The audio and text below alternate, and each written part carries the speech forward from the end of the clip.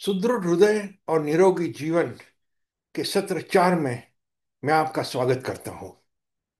आज हम बहुत ही महत्वपूर्ण विषय पे चर्चा करने वाले हैं। उसका नाम है ग्लोबल बर्डन ऑफ डिजीज या वैश्विक रोग भार।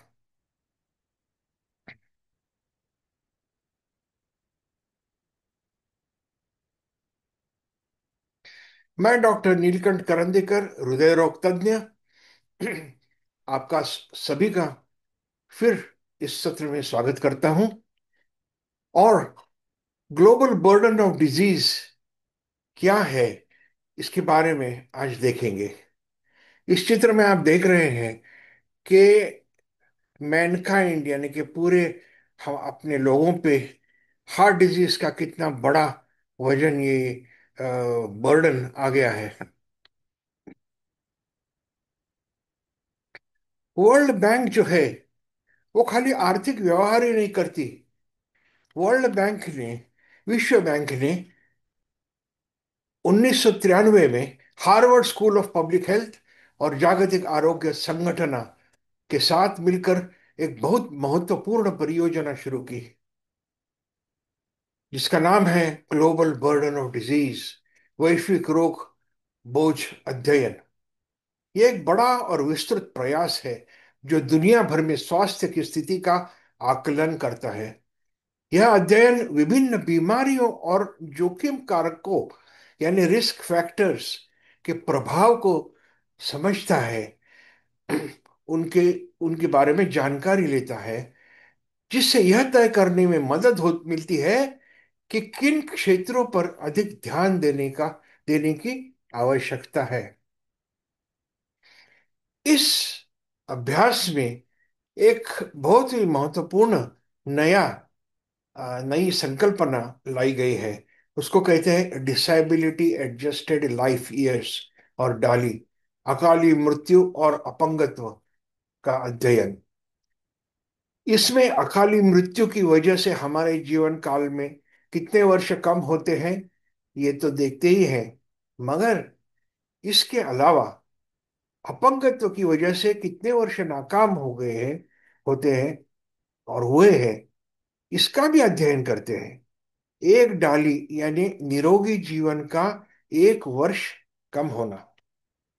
इस चित्र में हम देखेंगे, देख रहे हैं कि बालक का जब जन्म होता है तब से उसकी जो आयु बढ़ती जाती है, तो उसका अंत होने तक वो जीवित रहता है।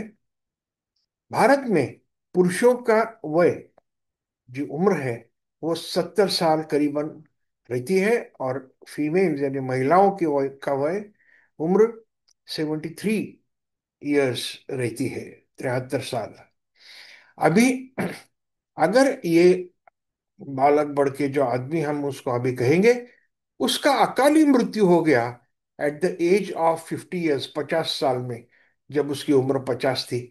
यानी कि वो 70 तक जी सकता था, मगर 20 साल पहले ही उसकी मृत्यु अगर हो गई तो उसके आयुष्मान में 20 साल की कटौती हो गई।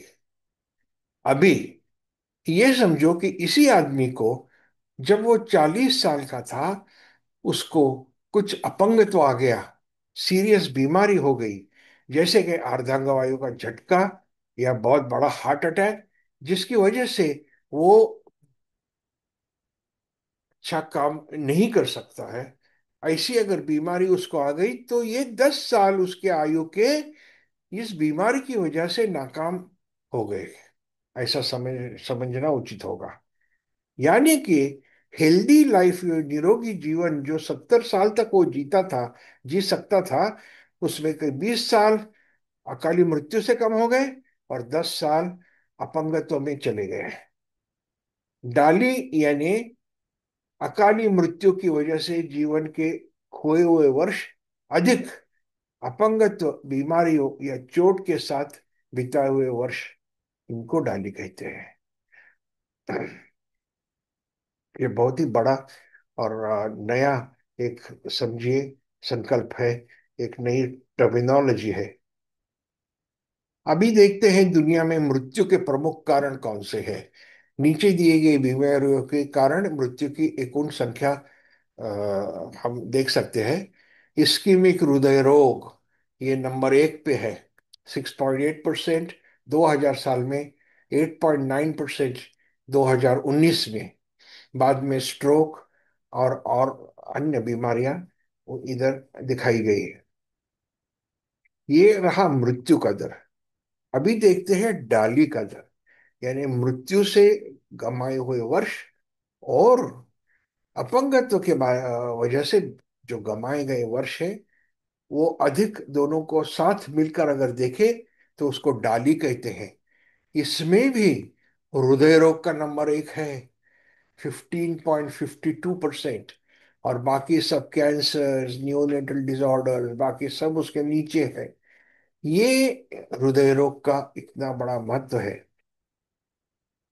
हाइपरटेंशन और डायबिटीज की भी मरीजों में मृत्यु का कारण हृदय रोग ही होता है ज्यादा से ज्यादा लोगों में। अभी ये global burden of disease, GBD, वैश्विक रोग जो है, उनका जो मूल्यमापन किया गया है, 1990 में हृदय रोग 5वें नंबर पर था, और 2020 में 1 नंबर पर आ गया है।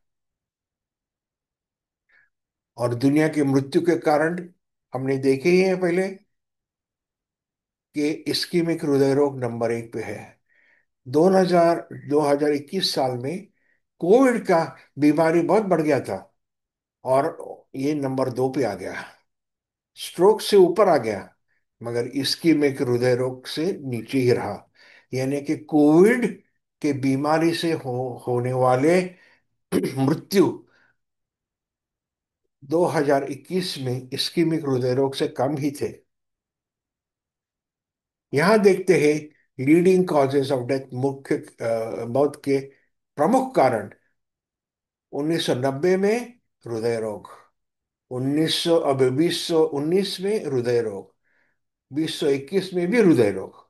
सो इसमें भी बताया गया है कि दुनिया भर में ये इस्कीमिक हृदय रोग नंबर 1 पे कई सालों से चल रहा है मृत्यु का कारण। हमने देखा है पिछले सत्रों में कि इस्कीमिक हृदय रोग क्या है।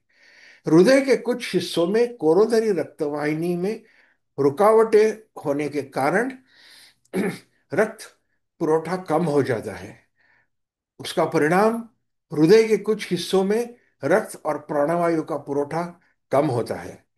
इस्कीमिक हृदय रोग दुनिया के प्राण हानि को जिम्मेदार होने वाले कारणों में नंबर 1 है, जिसकी वजह दुनिया में 13% मृत्यु होते हैं। इस रोग की वजह से होने वाले मृत्यु की संख्या 2000 साल में 27 लाख थी। अब 2021 में 91 लाख, 91 लाख इतनी बढ़ गई है। ये भी GBD, global burden of disease जो है, उसने दुनिया में कहाँ कहाँ ये रोग, इस्कीमिक हृदय रोग, हृदय विकार कहाँ कहाँ फैला हुआ है, वो बताया है। इंडिया जो है, भारत, हिंदुस्तान, वो मध्यम स्थिति लेवल पे है। अब ग्लोबल बर्डन ऑफ डिजीज में खाली मृत्यु के कारण ही नहीं मापते।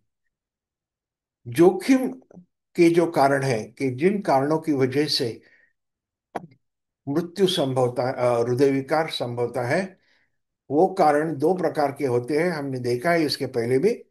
अपरिवर्तनीय जोखिम कारण, अनुवंशिकता। आपके माताजी पिताजी को हार्ट डिजीज है तो आपको भी होने की संभावना ज्यादा है। वंश और वांशिकता, एशियन लोग जो रहते हैं, हम लोग जो एशियंस हमको कहलाते हैं, उनमें हृदय विकार का प्रमाण काफी ज्यादा है दूसरे लोगों के तुलना में। लिंग, पुरुषों में ये विकार ज्यादा दिखाई देता है। लेडीज में 45 उम्र तक, मेनोपॉज तक विकार ये कम रहता है। उसके बाद में लेडीज में भी विकार ज्यादा दिखाई देने लगता है। और वृद्धत्व, उम्र जब बढ़ती है तो ये विकार ज्यादा दिखाई देता है। और परिवर्तनीय जोखिम कारण जो है, जिनमें परिवर्तन ला सकते हैं, जिनको कंट्रोल कर सकते हैं, स्थूलता, शारीरिक स्थूलता, ओबेसिटी, डायबिटीज, मधुमेह, उच्च कोलेस्ट्रॉल, उच्च रक्तदाब यानी हाई ब्लड प्रेशर, धूम्रपान, मद्यपान, असंतुलित आहार, शारीरिक निष्क्रियता, लैक ऑफ एक्सरसाइज, और मनो सामाजिक घटक यानी कि स्ट्रेस जिसको बोलते हैं। अभी ये जो है ग्लोबल बर्डन ऑफ डिजीज, इन्होंने दुनिया के पहले 10 जोखिम कारण कौन से बताए हैं? उच्च रक्तदाब नंबर 1, सॉरी, तंबाकू का seven number 2, fasting blood sugar, खाना खाने से पहले खून में चीनी का प्रमाण 3 पे, नवजात बालक का वजन कम होना। ये रिस्क फैक्टर क्यों पकड़ा गया है? क्योंकि ये बालक जब बढ़ते हैं तो उनका शारीरिक वजन बहुत बढ़ जाता है, ओबेसिटी होने का चांस ज्यादा रहता है, और फिर उनको हार्ट डिजीज भी ज्यादा प्रोपोर्शन में हो जाता है।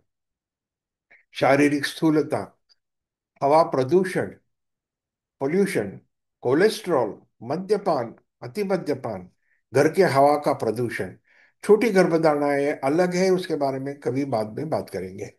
ये सब जो ग्लोबल बर्डन ऑफ डिजीज ने 10 जोखिम कारण का लिस्ट बताया है, उनमें से ये 9 कारण हृदय विकार को ही प्रोत्साहन देते हैं।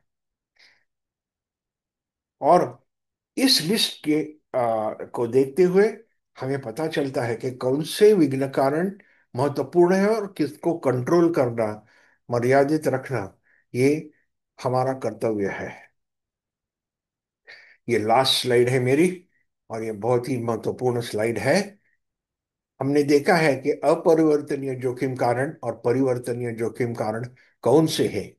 ये जोखिम कारण जिन लोगों में होते हैं उनमें इस्कीमिक हार्ट डिजीज को बढ़ोतरी मिलती है, प्रोत्साहन मिलता है। ये देखो, जब बचपन में बालक जन्म लेता है तो उसकी रक्त वाहिनी एकदम साफ होती है, उसमें कुछ कोलेस्ट्रॉल वगैरह नहीं रहता है। अब जब ये जोखिम कारण की वजह से ये जो कोलेस्ट्रॉल का जो लेयर है, थर है, ये बढ़ने लगता है, तो इसको ये एथेरोस्क्लेरोसिस बोलते हैं, प्लाक बोलते हैं।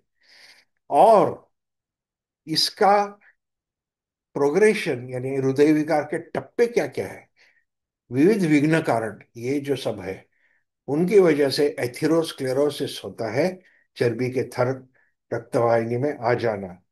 मुख्यतः कोरोनरी रक्तवाहिनी जो हृदय को रक्त पुरवठा करती है, इसकी वजह से इस्कीमिक हृदय विकार होता है, हृदय का रक्त पुरवठा कम होता है, हृदय में खून की गाढ़ भी हो सकती है, फिर अंजाइना, हृदय विकार का दाह, ये भी हो सकता है, हृदय की लय बिगड़ना, हृदय का आकार बदलना। जिनको हार्ट अटैक आ गया है, हृदय विकार का झटका, उनमें यह आकार बढ़ने लगता है, हृदय कमकुवत होना और बड़ा होना साइज में, हृदय अकार्यक्षम होना, और हृदय विकार का अंतिम टप्पा हम लोग जानते हैं क्या है, कि अपना अंतकाल।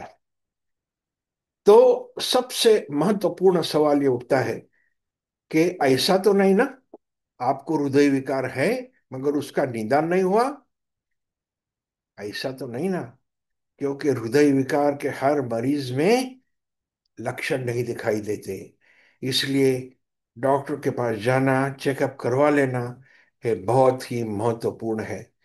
सो आज हमने देखा कि ग्लोबल बर्डन ऑफ डिजीज, वैश्विक बीमारियों की मुजमाप जो है, वर्ल्ड बैंक ने ये उपक्रम चालू किया है, वो कितना महत्वपूर्ण है। धन्यवाद, आपने ये सत्र देखा इसीलिए। और मैं आपको ऐसी ही बहुत महत्वपूर्ण जानकारी देते रहूंगा। मुझे थम्स अप जरूर दीजिए। सब्सक्राइब चैनल को नहीं किया होगा तो जरूर सब्सक्राइब कीजिए, मुझे प्रोत्साहन मिलेगा। धन्यवाद।